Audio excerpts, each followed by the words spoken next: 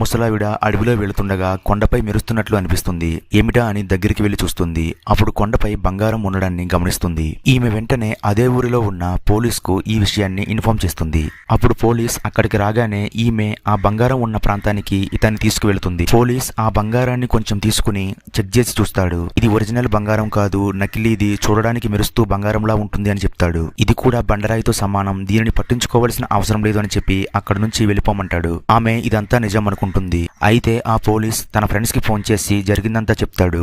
వాళ్ళని బంగారం ఉన్న చోటుకు రావాలని పిలుస్తాడు. మరుసటి రోజు ఆ పోలీస్ తన ఫ్రెండ్స్ తో బంగారం తీయడానికి సిద్ధమవుతాడు. వీళ్ళు బండరాతిపై ఉన్న బంగారాన్ని చెక్ చేస్తారు. అప్పుడు ఇది ఒరిజినల్ గోల్డ్ అని తెలుస్తుంది. ఇంతలో అక్కడ జరిగిందంతా ఆ ముసలావిడ చూసేస్తుంది. మీరు చేసేది తప్పు, నేను ఈ విషయాన్ని వెంటనే టౌన్ లో ఉన్న ప్రజలకు తెలియజేస్తాను అని అంటుంది. అప్పుడు వీళ్ళలో ఒకడు ఈ ముసలావిడిని ఆపడానికి వెళుతూ అనుకోకుండా లోయలోకి తోసేస్తాడు. పార్ట్ 2 చాలా ఇంట్రెస్టింగ్ గా ఉంటుంది. మిస్ అవ్వకుండా ఉండాలంటే